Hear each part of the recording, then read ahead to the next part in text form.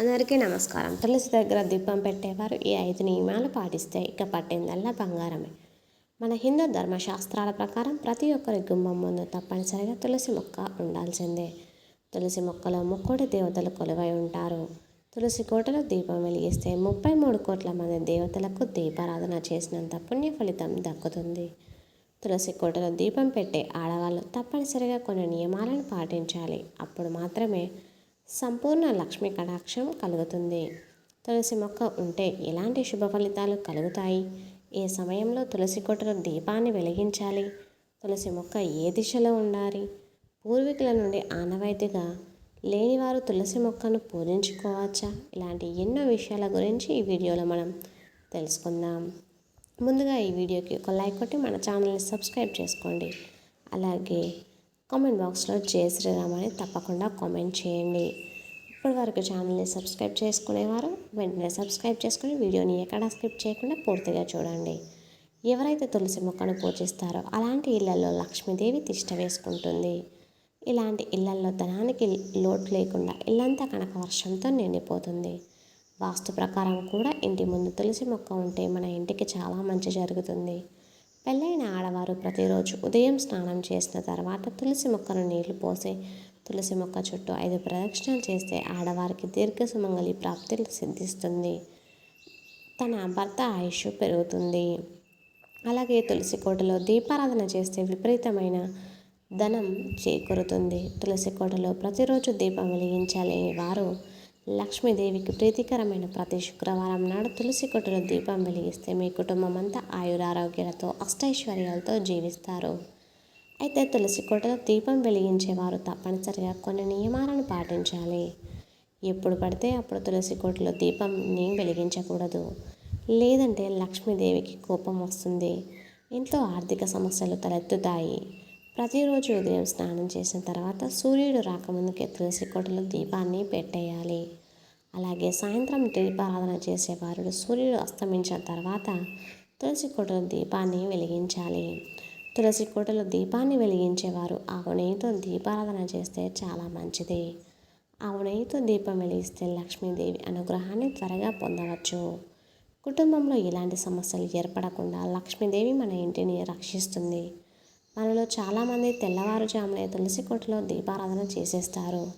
అయితే ఉదయం వెలిగించే దీపానికన్నా సాయంత్రం సమయంలో దీపం వెలిగిస్తే రెట్టింపు పుణ్య ఫలితం లభిస్తుంది. కాబట్టి సాయంత్రం సమయంలో ఎవరైతే తులసి కోటలో దీపాన్ని వెలిగిస్తారో అలాంటి కుటుంబాలు జీవితంలో ఎన్నడూ చూడని ఐశ్వర్యాన్ని పొందుతారు. ఎంతో అదృష్టం ఉంటే కానీ తులసి కోటలో దీపారాధన చేయలేము. తులసి కోటలో ఒక్క చిన్న దీపం వెలిగిస్తే ఆర్థిక సమస్యలన్నీ వెంటనే తొలగిపోతాయి. అలాగే సమస్త పాపాలన్నీ తొలగిపోయి మోక్షం లభిస్తుంది. మరణాంతరం స్వర్గానికి చేరుతారట. కాబట్టి ఒక మనిషి మరణించిన తర్వాత కూడా నోట్లో తులసి ఆకులను పెడతారు. మన హిందూ పురాణాల ప్రకారం తులసి కోటలో పిండి దీపం వెలిగిస్తే కోటి జన్మల పుణ్య ఫలితం లభిస్తుంది. బియ్యం పిండితో కొన్ని పాలు పోసి ఒక చిన్న పిండి దీపాన్ని తయారు చేసి తులసి కోటలో పిండి దీపాన్ని వెలిగిస్తే లక్ష్మీదేవి ఎంతో సంతోషించి మీ ఇంటిపై కనక వర్షాన్ని కురిపిస్తుంది. మన హిందూ ధర్మశాస్త్రాల ప్రకారం ప్రతి ఆదివారం రోజున శ్రీ మహావిష్ణువు కోసం తులసిమాత ఉపవాసం ఉంటుంది. కాబట్టి ఆదివారం రోజున మాత్రం తులసిని పూజించకూడదు. తులసి ముందు దీపారాధన కూడా చేయకూడదు. తులసి దళాలను కోయకూడదు. కనీసం తులసి చెట్టును ముట్టుకోకూడదు. ఆదివారం తులసికి నీరు పోసిన తులసి కోటలో దీపారాధన చేసిన తులసి మాత తన ఉపవాసాన్ని విరమించుకుంటుంది. కాబట్టి తెలియక కూడా ఇలాంటి తప్పులను మనం చేయకూడదు.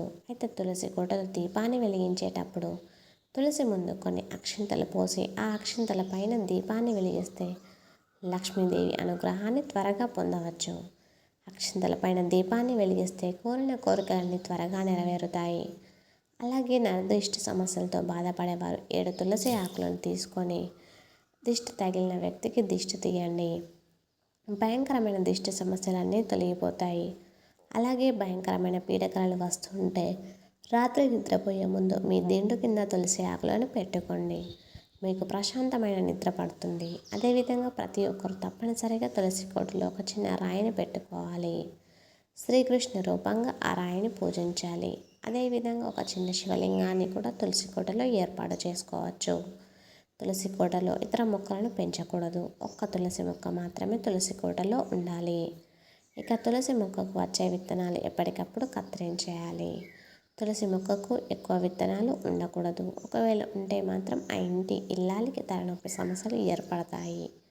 ఇక వాస్తుశాస్త్రం ప్రకారం తూర్పు దిశలో కానీ, ఉత్తర దిశలో కానీ, ఈశాన్య దిశలో కానీ తులసి మొక్కను పెట్టుకోవాలి. విశేషంగా ప్రతి శనివారం నాడు వెంకటేశ్వర స్వామిని తులసి దళాలతో పూజిస్తే ఇక మీ జన్మ ధన్యమైపోయినట్టే. ఆ వెంకన్న అనుగ్రహంతో మీ కష్టాలన్నీ తీరిపోతాయి. అలాగే వెంకటేశ్వర స్వామి దేవాలయానికి వెళ్ళినప్పుడు స్వామివారికి ఒక తులసి మాలను సమర్పించండి. శ్రీవారి అనుగ్రహం తప్పకుండా కలుగుతుంది. ఒక్కోసారి మనం ఎన్ని జాగ్రత్తలు తీసుకున్నా తులసి మొక్క ఉన్నట్టుండి వాడిపోతుంది. పూజించే తులసి మొక్క వాడిపోతే మీ ఇంట్లోకి దుష్టశక్తులు ప్రవేశించాయని అర్థం. అదేవిధంగా మీ కుటుంబంలో సమస్యలు రాబోతున్నాయని అర్థం. ఇక మీ ఇంట్లో దీపారాధన చేసేటప్పుడు పూజ కోసం తులసి దళాలను కోయాలంటే మగవారు మాత్రమే తులసి ఆకులను కోయాలి. అయితే ఎట్టి పరిస్థితుల్లోనూ పెళ్ళైన ఆడవారు తులసి ఆకులను కోయకూడదు. ఇక ఎలాంటి ఆచారాలు లేకపోయినా సరే తులసిని పూజించుకోవచ్చు. మీకు మీ పూర్వీకుల నుండి ఆనవాయితీ లేకపోయినా తులసి కోటలో దీపారాధన చేసుకోవచ్చు. శాస్త్రం ప్రకారం తులసిని పూజించడానికి ఎలాంటి పట్టింపులు ఉండవు. ఇక సైన్స్ ప్రకారం మనం చూసుకుంటే ప్రతిరోజు తులసి కోటలో దీపారాధన చేస్తే ఆ దీపం నుండి వచ్చే వేడి తులసి మొక్కకు తగులుతుంది. ఆ వేడికి తులసి మొక్క నుండి కొన్ని ఆయుర్వేద సుగుణాలు బయటకు విడుదలవుతాయి. ఆ గాలిని మనం పీల్చుకుంటే మంచి ఆరోగ్యం లభిస్తుంది. ఈ విధంగా తులసి మొక్కకు క్రమం తప్పకుండా పూజిస్తే మీ ఇంట్లో లక్ష్మీదేవి స్థిర నివాసం ఉంటుంది. వీడియో నచ్చితే ఖచ్చితంగా లైక్ చేసి మీ ఫ్రెండ్స్ అండ్ ఫ్యామిలీ మెంబర్స్కి షేర్ చేయండి. అలాగే ఇప్పటివరకు మన ఛానల్ని సబ్స్క్రైబ్ చేయకపోతే వెంటనే సబ్స్క్రైబ్ చేసుకొని కామెంట్ బాక్స్లో జై శ్రీరామ్ తప్పకుండా కామెంట్ చేయండి. ఇంతవరకు ఈ వీడియో చూసిన ప్రతి ఒక్కరికి కూడా ధన్యవాదములు.